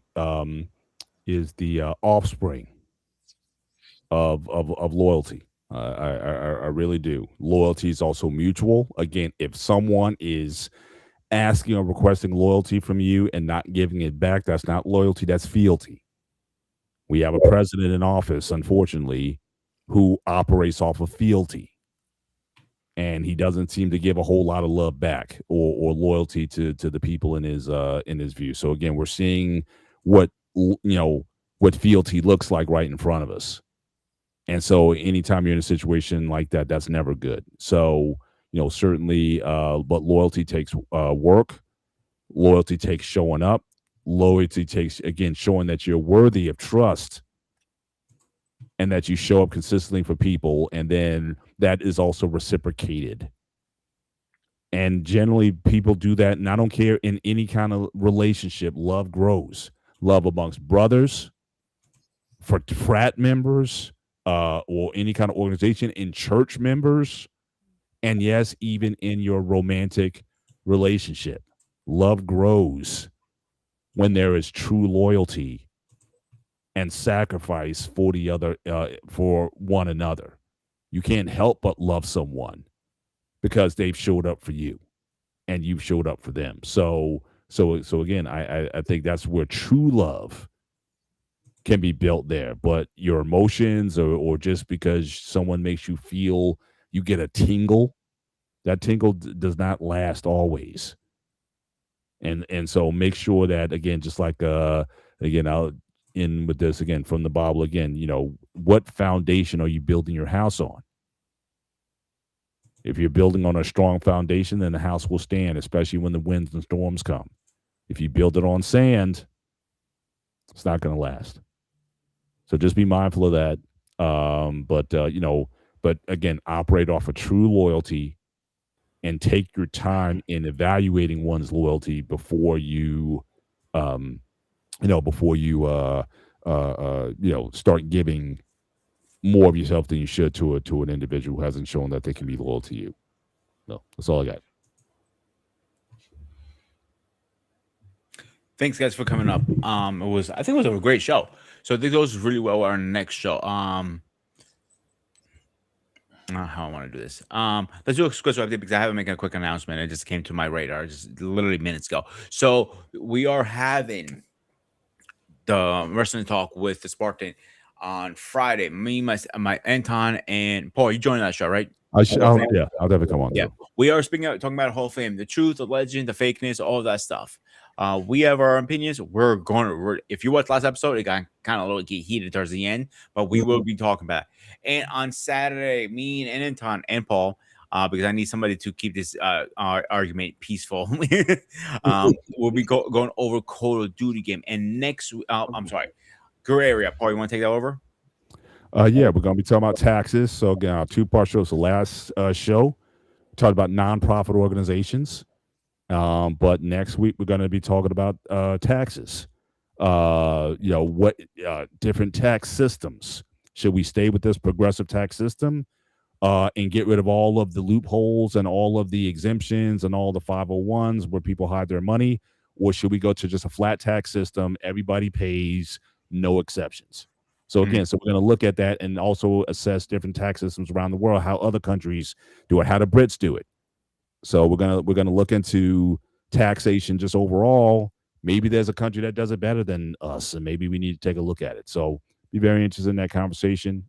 Gray area Sunday, 9:30 Eastern Standard Time, right here on the Sparta HQ Network. Yeah, and next Tuesday we're gonna be talking about toxic passion versus stable love. Which one lasts? It kind of goes into this show to the next one. So really fast before we go, guys, I gotta make a breaking news. It literally just came out. It got aired about 15 seconds ago. 15 minutes ago. David Mason. Are you guys familiar with him any chance? Not offhand, not the name. David Mason. He is a founder and co-founder of multiple rock bands. Best known for Traffic. I had his list right here. Where is it? I just lost his list. So who was it? David Mason? Yes. Okay, here it is. David Mason. He was a singer and a guitar player. He was known for the group called Traffic. Derek and the Dominic's Dooms. Excuse me. Feedwook, Mac, and Ringstar, and a hit All of the Stars band. Those are the bands. He died about 15 minutes ago. He was 79. Wow. Yeah. I think we're one of the few networks who's announcing this right now. I'm not saying it's kudos for us or anything like that. I feel like we do need to announce that because we are a network. And unfortunately, sometimes we do have to break bad news to you guys. The only thing I can say is I know of his work. Great artist. He's put time into the business. Great singer, great voice, great guitar player. My thoughts and love goes to his family. It is tragic time for them. Anything for you guys? For anyone that's heard his music, like Traffic, I'm familiar with. Some of us have grown up on Fleetwood Mac, and hearing this, it's sad because this is someone who's been part of the music business for a significant amount of time, has helped lay foundation with a good number of groups in different decades too. Yeah, he was best known for R&B, soul, and rock. So, on the other note, I don't know if you guys saw my Facebook post today. Is publicly announced, and it's true. I looked into it over during the day that Tim Cook is officially stepping down from Apple. I heard about that. And I'm kind of glad about that because then I said, like in my post, this could be the best thing for Apple because you need another Steve Jobs to take over because Tim Cook, he cared about numbers. That's all he cared about. The Yeah, products would have been, on cruise control ever since Steve Jobs passed away. yeah. Let's see what he does. I'm very curious who's the next CEO and who's going to take the company. I'm going to keep my close eye on that personally.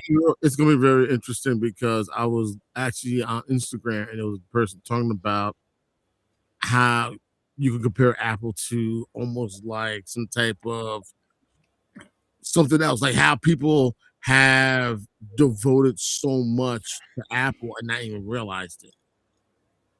That's why they call it the Great Wall, the Great Wall Garden, or whatever they call it. Because once you're in it, it's really hard to get out of it. Yeah, and he really does a very good explanation. If I can find it, I'll try to text it to you. Yeah, it's fine. But I think this movie was long overdue. Yeah, he's been talking about for the last several years he's going to step down. I know I first started hearing a buzz of it when I first got I went back to Apple with the iPhone 12 Pro Max. That's ever since I've been talking about. Now that I have a Samsung again, I'll be honest with you, like I do see why Apple is afraid of Samsung because it is similar but different at the same time. If they're the way they run their phones, but I do see Apple being fearful of them for a reason. It's the customization, the security, all that stuff. They have it all locked in right now. It's not like any like other Androids like OnePlus or Nothing phone. Like you might be concerned about your data. Not with Samsung. I'll give you that much. But except that, guys, let's get the heck out of here. As always, guys, setup. All right. As always, guys, I am the Spartan. Let's try this over again. I am the Spartan. My man Anton, my UK brother, my president down there. As always, this was the Spartan SU Network. Make sure you hit the like, share, and subscribe. And like always, once again, stay fresh, stay safe, and I'll see you guys on the next one. Have a good